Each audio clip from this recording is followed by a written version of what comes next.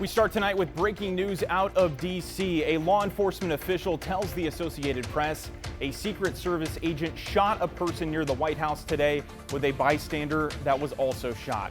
The Secret Service was responding to reports of shots fired about a block from the White House complex. Witnesses reported hearing dozens of shots, and the White House complex was put on lockdown. President Trump was at the White House residence at the time of the incident. The Secret Service quickly rushed reporters positioned on the North Lawn into the White House briefing room. The Secret Service, the FBI, and Metropolitan Police all responded to that incident. Stay with KGW for the latest developments on this situation. Back here in Portland, a man is arrested for attempted murder after he allegedly attacked a woman near City Fair last night. Just after 6 Friday night, Portland police were called to an injured woman on the sidewalk along Northwest Nadeau Parkway in Old Town. Investigators believe the woman was hit with a blunt object, after which the suspect left the scene. She was taken to the hospital with critical and life-threatening injuries.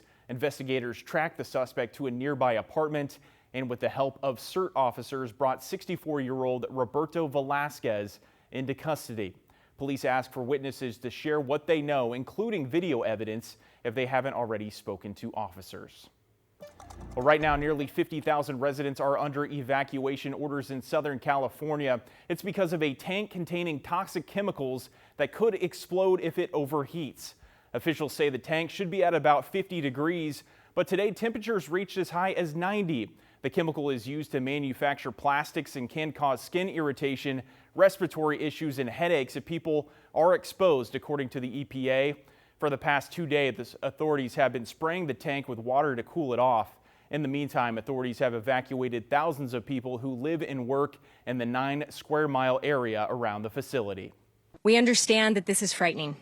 We understand that people are worried about their homes, their businesses, their pets, and their loved ones. Hopefully they can do something because it's really dangerous. And nobody knows anything. Nobody can really give us any details about what's going on. Shelters have been set up to help people who have had to evacuate, and some hotels are offering discounts. All right, back here locally, the start of the holiday weekend is going to bring much more sunshine and much warmer temperatures along with it. But it's not looking picture perfect heading into Monday for Memorial Day.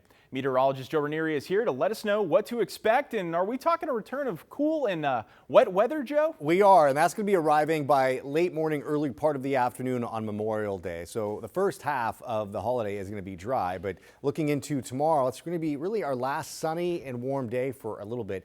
A little bit warmer for your Sunday with highs around 80 degrees. Now, Memorial Day, our weather pattern switch with a nearly 20-degree drop in temperature from tomorrow and into Monday. And with the cooler conditions, we'll also see some showers. A good part of the day from, I'd say, midday all the way into the evening, early part of the hours on Tuesday will be pretty wet with some models showing up to 1/4 of an inch of rain, maybe a little bit more than that. And then we'll start to see some dry weather. So we could be looking at maybe a 24, 48-hour event with wet conditions, and we dry out for the rest of the month. We have this ridge of high pressure in place. That's going to be with us for tonight and into tomorrow. But going into your Sunday, again, a few clouds here and there, but for the most part, we're going to be looking at sunny skies from beginning to end. And here's a visible satellite imagery that shows you just how nice it is out there right now. It's going to be just as nice tomorrow. The only little thing you'll be running into is some warmer temperatures. I'll talk more about that in your extended forecast in a few minutes. All right, Joe, thanks so much. Well, we all know Memorial Day weekend is traditionally a big travel weekend here in the U.S. This year being no exception, with AAA expecting 45 million Americans to travel. But this year they're facing sky-high gas prices as the Iran war has caused a global energy crisis. Jake Holter went over to a Portland gas station today and joins us in the newsroom with more details. Hey, Jake. Hey, John. Yeah, I spoke with Portlanders and members of our congressional delegation this morning who want to see the Iran war halted to bring down gas prices here in Oregon. At a gas station in Portland's Woodstock neighborhood Saturday, the price of gas over $6 a gallon if you're paying with card. I've got family in Texas and Georgia, and they're outraged to see gas prices at $4. AAA has the national average for gas at $4.56 right now. Oregon is the 4th highest state in the U.S. at $5.35. That's $1.34 higher than this time last year, according to AAA. Portlander Kathy Sadis says the extremely high gas prices in Oregon are putting a strain on Oregonians right now, and she wasn't surprised that the Oregon gas tax increase failed on Tuesday. We're not going to really go for additional Oregon gas taxes, but, not paying the federal gas tax, that's okay with me. So we asked our members of Congress if they would support suspending the federal gas tax. I'll look at anything at all that will get relief for Oregonians. Okay, we'll look at anything. But the reality is the only way you're going to get these prices down is to end the damn war. I will look at anything that lowers the cost for the people I'm honored to represent because they are struggling. But in reality, the gas tax pays for our infrastructure that we need. So instead of ending the gas tax, we should end the war. I agree 100%. People we spoke with at the gas station agreed. Stopping the war would obviously be the answer if they can figure that out. And I think it's exactly the wrong time to take away all the incentives to buy hybrids and electric cars and build wind energy and all that stuff. I mean, just monumentally stupid. Bonamici criticized House Republicans for delaying a vote on a war powers resolution after she says it had the votes to pass. And the $1 billion a day that are being spent on the war should be spent to actually improve the lives of Oregonians and Americans.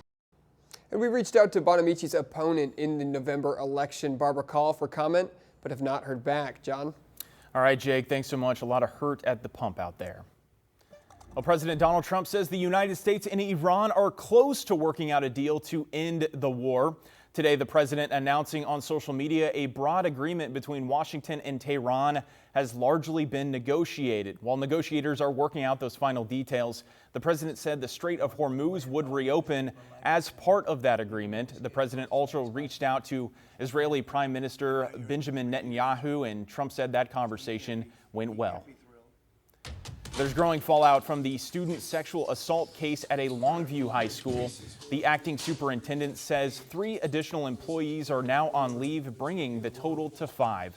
The district has also hired an outside law firm to investigate how the district handled the allegations of student and staff misconduct at Mark Morris High School. Now, it's all happening as Superintendent Dr. Karen Cloninger made her first court appearance on Friday. She faces a felony count of tampering with a witness and misdemeanor charges of failing to report and obstructing law enforcement. As early as January 29th, Longview police say district staff first learned of alleged sexual assaults at Mark Morris High School. That was 11 days before police were contacted by a victim. The court documents say that when staff brought up the need for transparency, Cloninger repeatedly dismissed or suppressed the idea. There's a plethora of information about suppression and manipulation of facts and information that slowed down law enforcement's ability to timely and aggressively investigate sexual assaults against children in this community. This Karen has never wanted to do anything but address these issues. She's not hiding from these issues. Quite the opposite, Your Honor.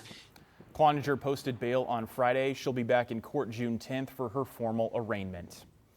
An update today on a homicide investigation from 4 years ago. The Multnomah County Sheriff's Office says U.S. Marshals and local detectives arrested a suspect in the killing of Jeremy Gertner. Gertner's body was found in the Columbia River Slough in early April 2022 with a gunshot wound. Detectives identified the suspect as 44-year-old Marco Herrera, and he was arrested yesterday at a Portland home. He's due in court this coming week. This Memorial Day weekend, Oregon Humane is hoping to help more pets find homes while also honoring those who have served. The organization is offering up to $75 off adoption fees for veterans and active service members through Memorial Day.